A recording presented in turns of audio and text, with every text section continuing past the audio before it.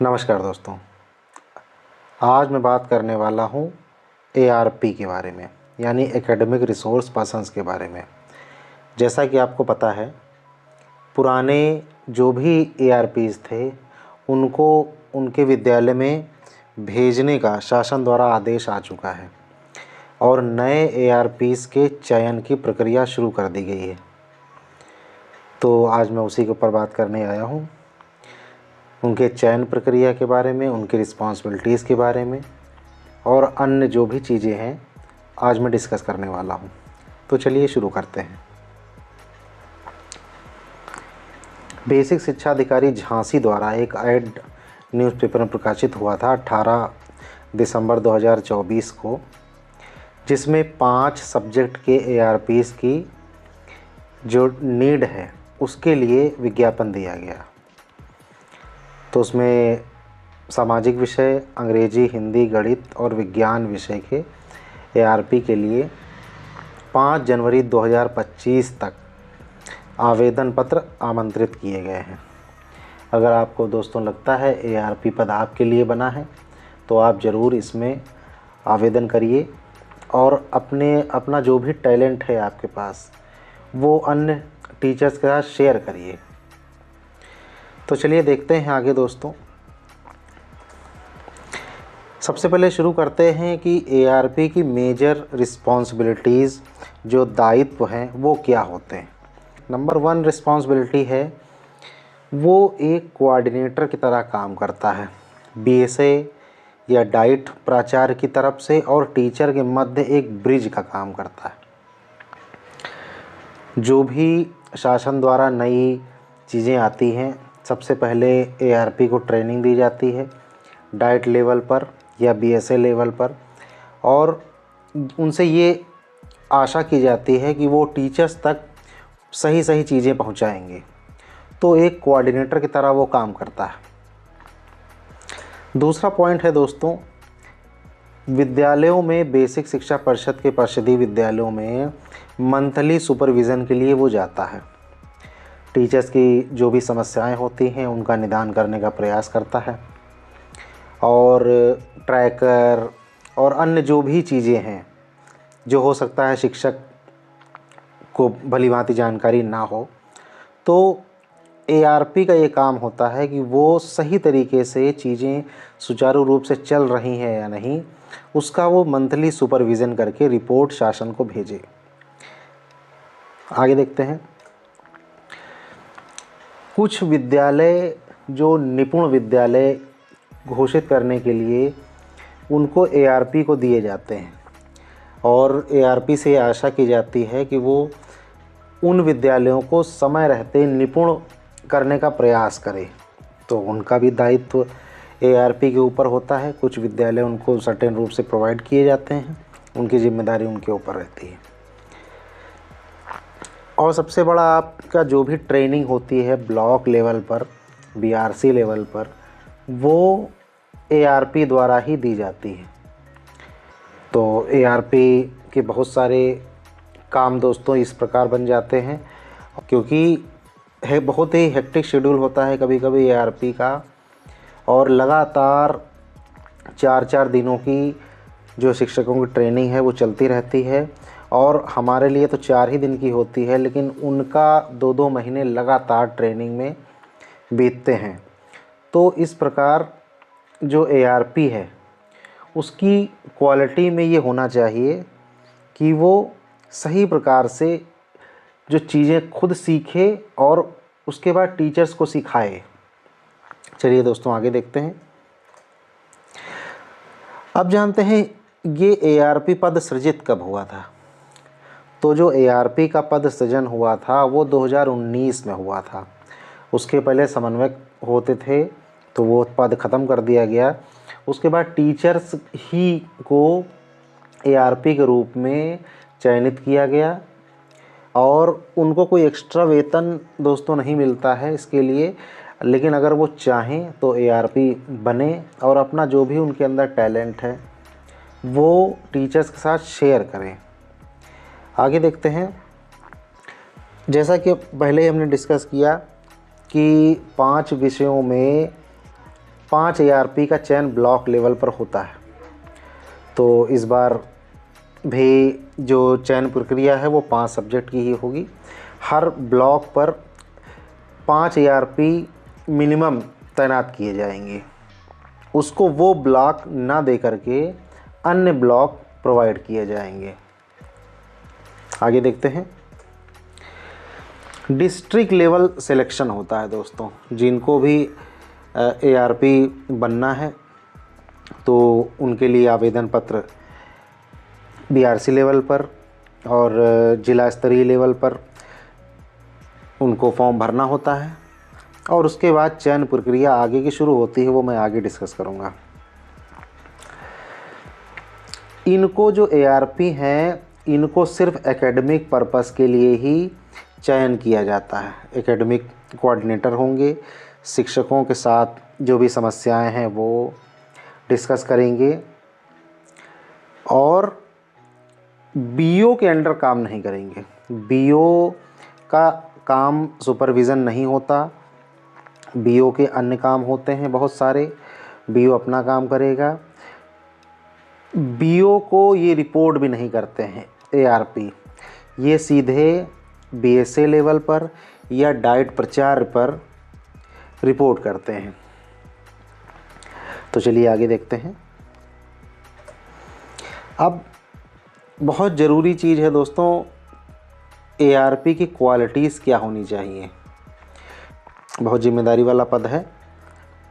तो नंबर 1 जो क्वालिटी होनी चाहिए वो गुड कम्युनिकेशन स्किल होनी चाहिए, क्योंकि ARP को समय समय पर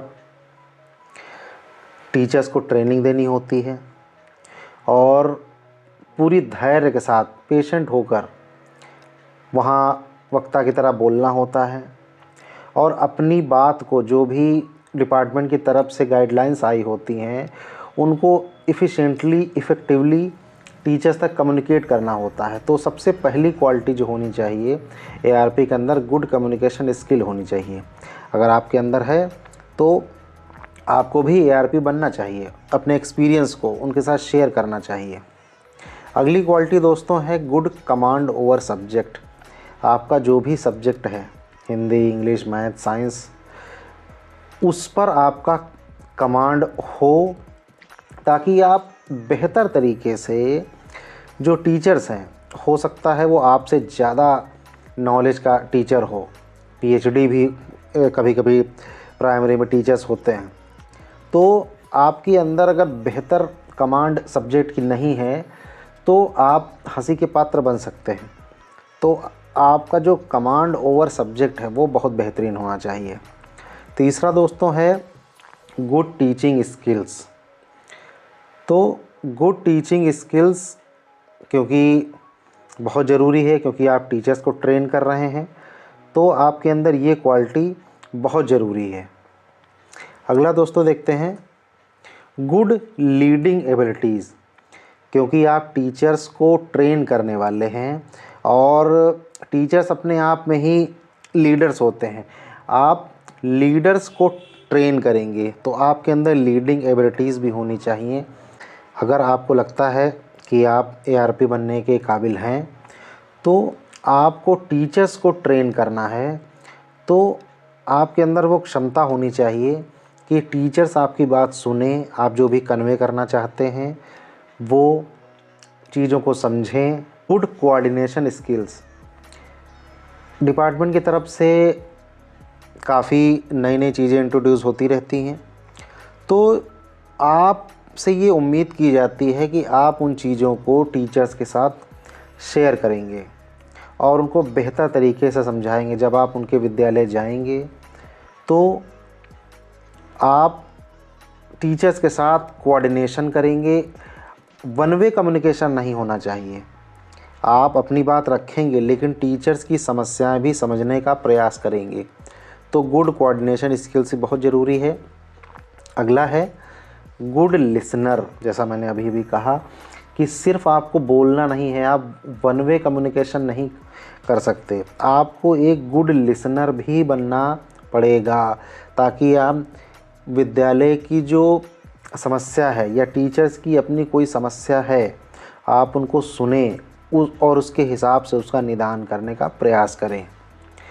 आगे चलिए दोस्तों देखते हैं एकेडमिक एलिजिबिलिटीज़ ऑफ ARP। तो कौन ARP बन सकता है?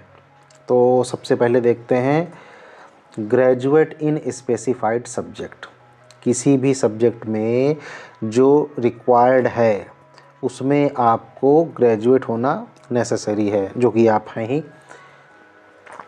BEd और BTC होंगे। तो ये एक बेसिक सी एकेडमिक एलिजिबिलिटीज़ है जिसमें 100% लोग आ जाते हैं। अगला दोस्तों देखते हैं अदर एलिजिबिलिटीज़ ऑफ ARP। जो अन्य योग्यताएं हैं वो क्या हैं? नंबर 1, कम से कम आपने 5 साल की सर्विस की हो, आपको 5 साल का एज ए टीचर एक्सपीरियंस हो, क्योंकि आपको टीचर्स को ट्रेन करना है। और मिनिमम एक्सपीरियंस इतना होना चाहिए क्योंकि जब तक आप स्वयं उन परिस्थितियों से ना गुजरे हों आप किसी की समस्या का निदान नहीं कर सकते। अगला है एज लिमिट 52 ईयर्स होनी चाहिए। मीन्स आप कम से कम 10 साल आपकी सर्विस को अभी बाकी हों। आगे दोस्तों देखते हैं इनएलिजिबल इफ़, आप अयोग्य होंगे ARP पद के लिए अगर आपके ऊपर डिपार्टमेंट की तरफ से कभी कोई एक्शन लिया गया हो तो आप ARP पद के लिए चयनित नहीं हो सकते। आगे देखते हैं अगर आपने पहले ही 3 साल तक ARP के पद पर काम किया है तो भी आप इनएलिजिबल होंगे। लेकिन ऐसा दोस्तों नहीं होना चाहिए था। जो कि ARP जो ऑलरेडी काम कर चुके हैं, जो उनका प्लस पॉइंट था उसी पॉइंट को नेगेटिव घोषित कर दिया गया। जिन लोगों ने पहले से काम कर लिया है उनको अनुभव है तो उसके अनुभव को डिपार्टमेंट को यूज़ करना चाहिए था। भले ही उनका ब्लॉक चेंज कर दिया जाता, लेकिन क्योंकि उनको अनुभव था उसके अनुभव का लाभ डिपार्टमेंट को मिलता, तो एटलीस्ट नए सिरे से जो भी चयन प्रक्रिया हो रही है उसमें उन पुराने ARPs को ज़रूर शामिल करना चाहिए। आगे दोस्तों देखते हैं इफ़ सेलेक्टेड प्रीवियसली, अगर पहले से ही ARP पद पर चयन हुआ था लेकिन ज्वाइन नहीं किया था तो भी आप अयोग्य होंगे ARP पद के लिए, क्योंकि आप पहले ही मना कर चुके हैं और ये आपका नेगेटिव पॉइंट है। डिपार्टमेंट को ये सही नहीं लगता कि आपने पहले मना किया और आप फिर से चयन है तो उस प्रोसेस में आना चाहते हैं। आगे देखते हैं जो रिटन एग्ज़ाम होगा ARP पद के लिए वो आपके सब्जेक्ट की नॉलेज चेक करेगा और वो 60 मार्क्स का होगा। आपके सब्जेक्ट की नॉलेज, आपका जो भी सब्जेक्ट पर कमांड है उससे आपको 60 नंबर मिलेंगे और उसमें आप पास होंगे अगर तो आप आगे के प्रोसेस में शामिल हो सकते हैं। अगला प्रोसेस है माइक्रो टीचिंग। आप माइक्रो टीचिंग आपने दोस्तों की ही होगी, तो उसमें आपको अपने जो पीयर हैं, आपके साथी हैं, उनको पढ़ाना होगा और उसमें कई चीज़ें देखी जाएंगी। जैसा पहले ही मैंने जो गुड क्वालिटीज़ ऑफ ARP हैं उसमें मैंने बताया, इस तरह की जो भी चीज़ें हैं अगर होंगी तो आप माइक्रो टीचिंग बहुत बेहतर तरीके से करेंगे और उसके लिए आपको 30 मार्क्स मिलेंगे। आगे देखते हैं, लेकिन ये इस पर भी एक कंडीशन है। क्या कंडीशन है? अगर आप रिटन एग्ज़ाम में 60% मार्क्स पाते हैं तभी आप माइक्रो टीचिंग के लिए एलिजिबल होंगे। ये जो सेकंड स्टेप है, आपको फर्स्ट स्टेप पर 60% मार्क्स पाने होंगे। आगे आता है इंटरव्यू। तो इंटरव्यू दोस्तों 10 मार्क्स का होगा और इसमें भी सेम कंडीशन लागू है। अगर आपने सेकंड लेवल पर 60% मार्क्स पाए होंगे यानी माइक्रो टीचिंग में, तभी आप इंटरव्यू के लिए सिलेक्टेड होंगे, पात्र होंगे। आगे देखते हैं, मेरिट लिस्ट बनेगी अगर आप 60% आपको इंटरव्यू में मिले हैं तो आप मेरिट लिस्ट में आपका नाम आएगा और उसके बाद आपका चयन की संभावना बढ़ जाएगी। अब ये दोस्तों मैं नहीं कह सकता आपका चयन 100% होगा, लेकिन आपकी संभावना बढ़ जाएगी क्योंकि आप मेरिट लिस्ट में आ चुके हैं। और जैसा कि ज़िले वाइज सिलेक्शन होता है, तो जो भी योग्य व्यक्ति होंगे, जो योग्य टीचर्स होंगे, उनका सिलेक्शन ARP पद पर होगा। अब जो टेन्योर है वो 3 साल का होगा। जब आप 1 साल पूरा कर लेंगे तो नवीनीकरण होगा, उसके बाद 1 साल आपका फिर बढ़ा दिया जाएगा। इस प्रकार करते करते लगभग 3 साल आपको ARP पद पर काम करने का मौका मिलेगा और उसके बाद 3 साल बाद नई चयन प्रक्रिया फिर से शुरू की जाएगी और फिर से यही प्रोसेस होगा। हो सकता है फिर से यही हो, जो 3 साल काम कर चुके हैं ARP उनको मौका दोबारा ना मिले। तो एप्लीकेशन आपको BRC और BSA ऑफिस से मिल जाएंगे, आप उसको भर करके वहाँ सबमिट कर सकते हैं। और कुछ पॉइंट जो नोट करने लायक है दोस्तों ARP बनने से पहले, वो आप जान लीजिए। नंबर 1 है नो सैलरी इंक्रीमेंट। आप जिस पद पर काम कर रहे होंगे, जितना आपका पे बैंड होगा, जो भी पे स्केल होगी वही आपको मिलेगी। कोई 1 रुपया भी सैलरी में इंक्रीमेंट नहीं होगा। 2500 रुपये आपको ट्रैवल अलाउंस मिलेंगे, क्योंकि आप अपना व्हीकल ले करके स्कूल को सुपरविज़न करने के लिए निकलेंगे तो आपको 2500 रुपये ट्रैवल अलाउंस मिलेगा, इसके अलावा कुछ नहीं। सैलरी आपको उसी स्कूल से मिलेगी जहां आप प्रेजेंटली वर्किंग हैं। दोस्तों बहुत बहुत धन्यवाद आपका पूरा वीडियो देखने के लिए। और अगर आपको लगता है कि आप ARP पद के लिए बिल्कुल फिट हैं तो आपको एक बार प्रयास ज़रूर करना चाहिए। आप उस विद्यालय में तो आपने पढ़ाया ही है और आपके अंदर वो क्षमता है अगर, तो आप टीचर्स को भी ट्रेन करिए, आपकी स्किल बढ़ेगी और जो आपकी स्किल है उससे अन्य टीचर्स लाभान्वित होंगे।